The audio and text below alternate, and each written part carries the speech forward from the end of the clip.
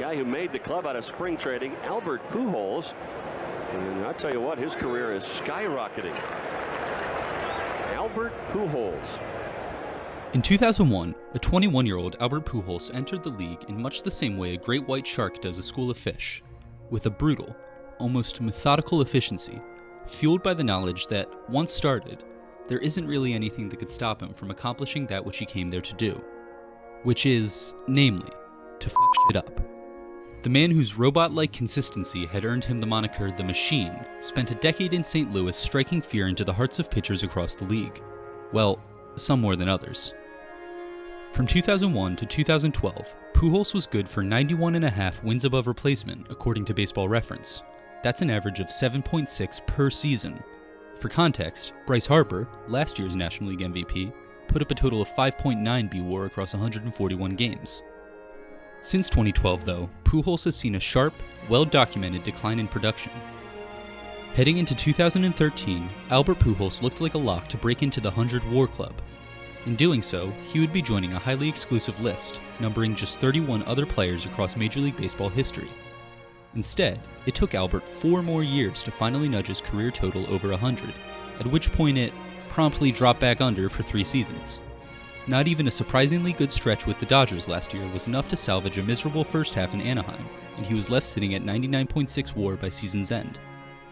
It was around this same time that discussion in the baseball world would turn to another former star, a player who had himself been the subject of more than a few comparisons when Albert first exploded onto the scene 20 years ago.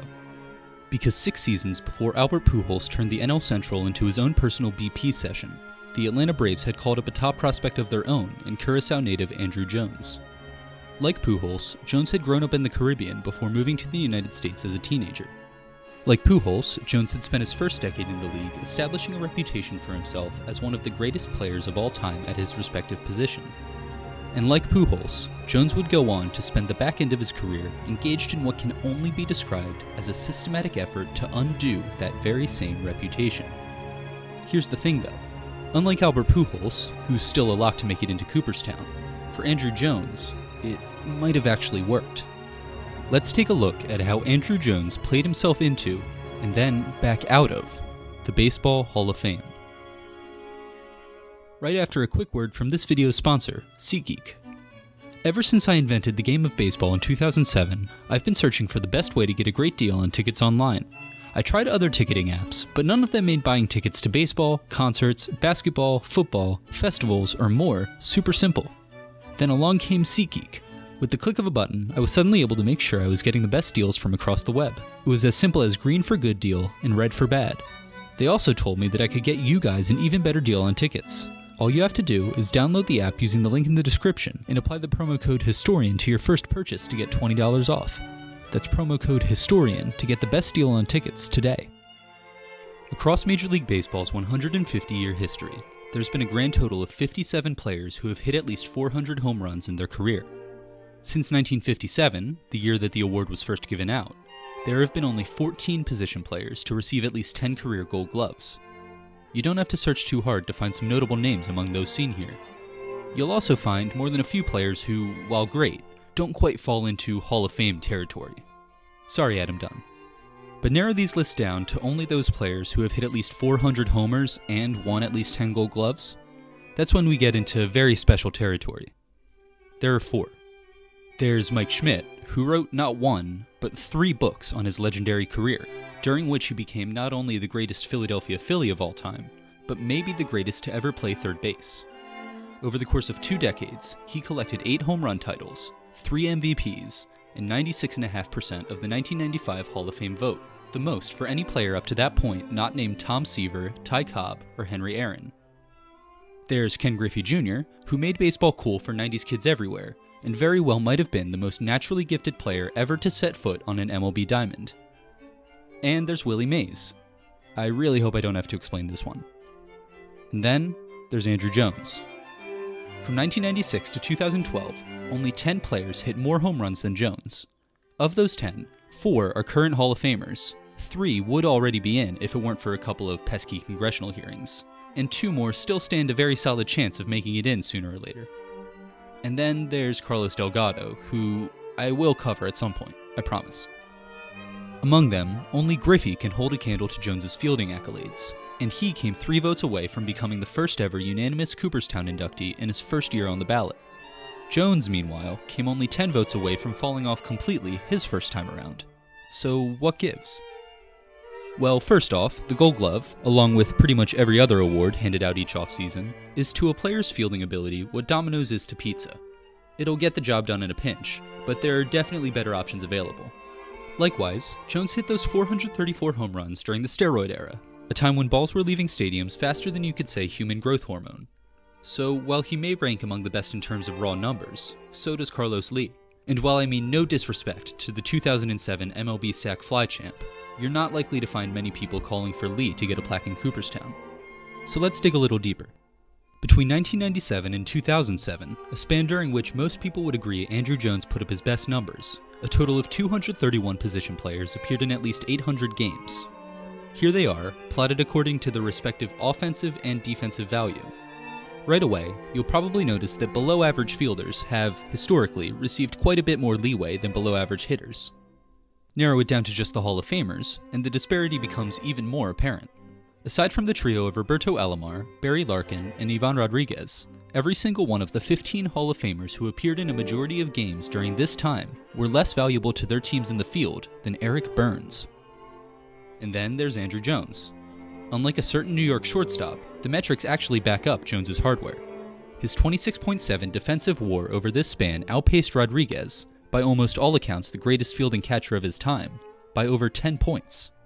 Mike Cameron, the next best outfielder at the time in terms of dWAR, didn't break the double digits.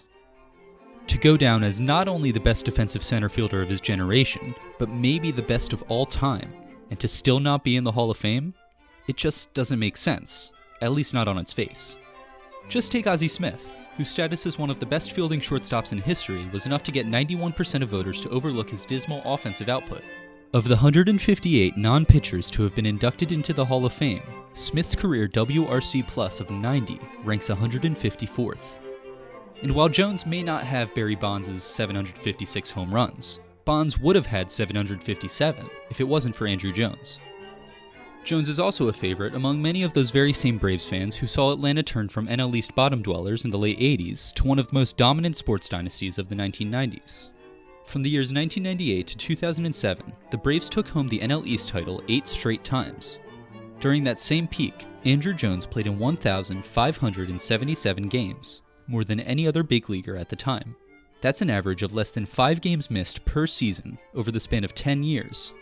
He also started in 982 team victories from 1996 to 2007, the third most in baseball after teammate Chipper Jones and Derek Jeter.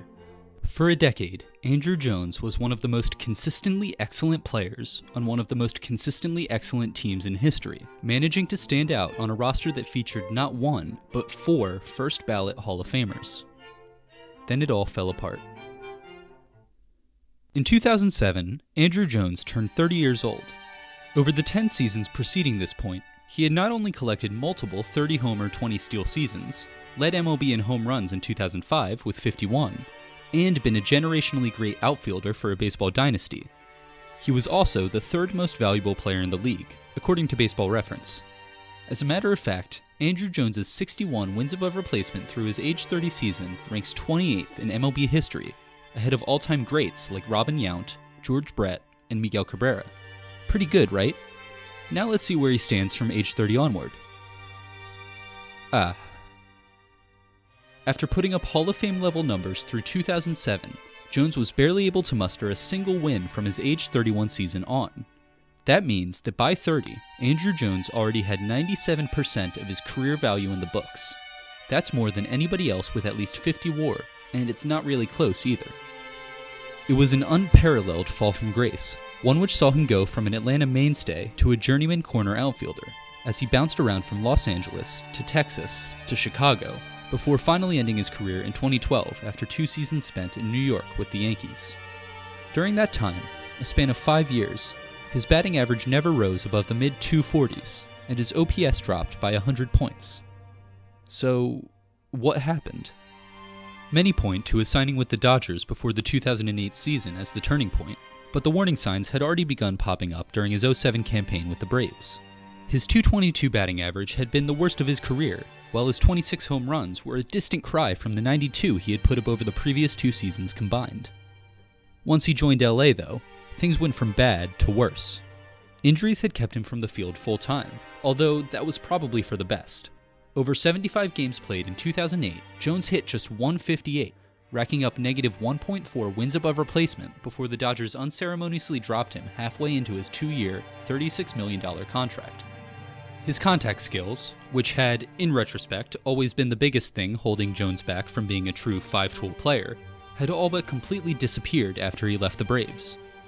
He'd gone from one of the game's premier stars to maybe the worst everyday player in baseball. Not even his defense was spared.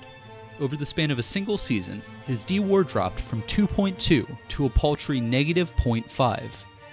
Also seemingly left in Atlanta were Jones's speed and base running, as his transformation into a bulky slugger was accompanied by weight gain and lower body issues. Apropos of nothing, I'd also like to recommend this 2013 article by John Boyce, which, among other things, goes into detail on Jones's neck tattoo. Written in Chinese lettering, it's apparently supposed to read bull. The more accurate translation, perhaps appropriately, is something closer to beef animal. Beyond the home runs and gold gloves, Jones also has little in the way of those so-called magic numbers that you'll typically see dotting most Hall of Famers' baseball reference pages. He never won an MVP, he never took home a World Series ring, and he led the league in a major offensive category in only one of his 17 big league seasons. He was pretty one-dimensional at the plate, too. His low batting average and league average on-base percentage were well below those consistently being put up during the same time by the likes of Vladimir Guerrero the Elder or Larry Walker. But the biggest problem when it comes to Andruw Jones' Hall of Fame case, the thing that separates him from almost all of the other names already mentioned, is that we just don't have the tools to confidently compare fielding ability across generations of players. At least not right now. Here's what I mean. Using Baseball Reference's method for determining defensive wins above replacement, Andruw Jones was worth about 24 wins over a little more than 17,000 innings. Willie Mays, meanwhile, clocks in at roughly 18 wins over 24,000 innings, 6 wins less than Jones in almost 50% more playing time. Baseball Reference therefore credits Andruw Jones with saving twice as many runs on a per-inning basis as Willie Mays. Now, Jones was almost definitely the greatest defensive center fielder of his generation, and very well may have been better in the field than Mays. But twice as good? Not by a long shot. Why is this? How is it possible that the same unit of measurement could turn out such vastly different results for two players who, by all accounts, were among the very best at their position? To put it simply, we just don't have the data. Whereas today's stars now have the ability to measure their performance down to a fraction of a degree, the methods used in the past to evaluate players like Willie Mays were a lot less precise. In 2015, MLB fully implemented its state-of-the-art StatCast technology, providing fans and analysts alike with a seemingly endless trove of on-field information. This allowed for the creation of statistics like outs above average, which, while not perfect, still does a lot better job of telling us how good a fielder is than something like the Gold Glove Award, or, God forbid, fielding percentage. Unlike other non-StatCast-based metrics, outs above average uses a player's physical location to account for both the number of plays they make and each play's respective difficulty. Of course, since Andruw Jones retired 3 years before StatCast, and Willie Mays played for over a decade before color television was around, all this means nothing to us. The same holds true for defensive runs saved, which only came about in 2003, well into Jones's career. Even total zone rating, the measure Baseball Reference uses to calculate WAR in seasons up through 2002, only goes as far back as 1953, meaning that we can't even accurately compare the first 3 seasons of Willie Mays' career in the field to the other 20. As Bill James points out in this blog post, using dWAR, along with many other quote-unquote advanced metrics, to measure fielding ability across time periods is an unreliable method even in the best of cases. Because as time goes on, and fielding statistics presumably become more accurate, they also lose the limitations placed on previous, more conservative metrics due to lack of data. The result is that the run saved estimates you'll find nowadays aren't just higher for Andruw Jones, they're higher in general. In 2019, Javier Baez put up an impressive 3.8 dWAR, higher than all but one of Ozzie Smith's 19 MLB seasons. Now, for most other players, these discrepancies don't really factor into their larger Hall of Fame candidacies. But for Andruw Jones, whose entire case basically rests upon the assumption that he was head and shoulders above everyone else defensively, the lack of a reliable way to measure fielding across time periods has potentially devastating implications. Will Andruw Jones make it into the Hall of Fame? Right now, if I had to guess, I'd say probably. Maybe. His first year of eligibility, 2018, saw him receive just 7.3% of the vote, barely enough to stay on for another cycle. In all fairness to Jones, though, this was a ballot that featured not only 4 players who would be elected that year, but at least 3 more players who would eventually make it in as well.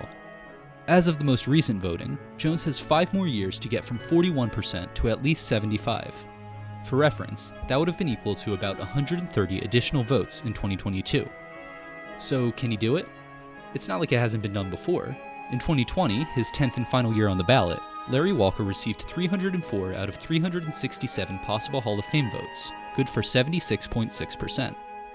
It was a remarkable last-second triumph, made all the more impressive given that he had barely been able to bring in a third of the vote just 2 years prior.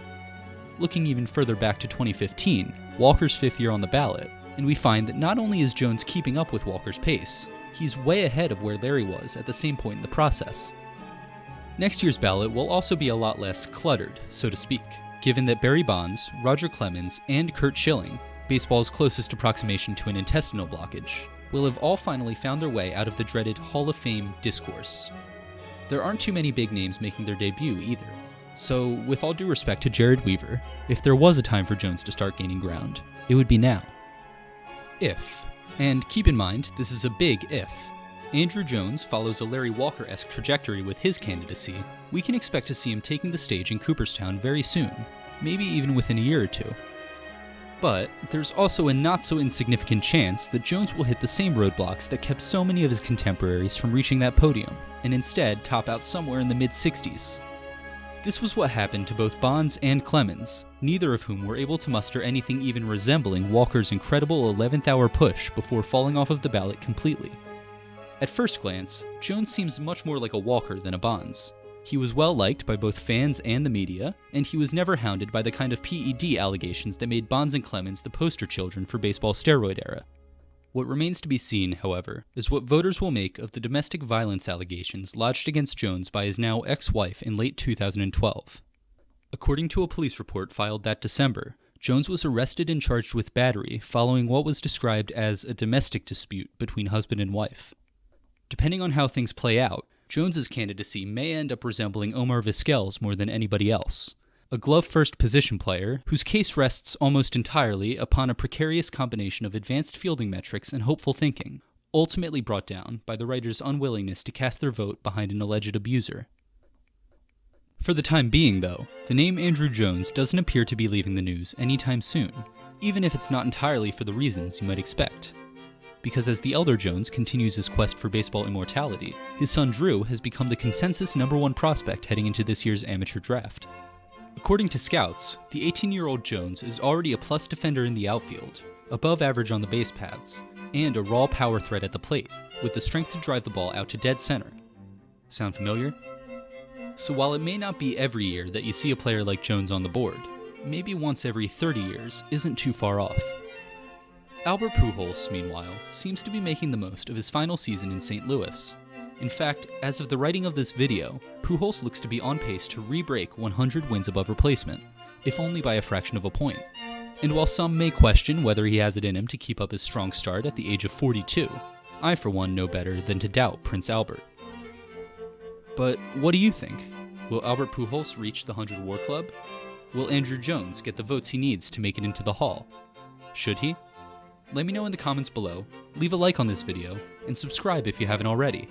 Check out some of my other videos too. I picked this one out on the left myself, and the one on the right was picked out especially for you by YouTube. But if I'm being totally honest, you really can't go wrong with either.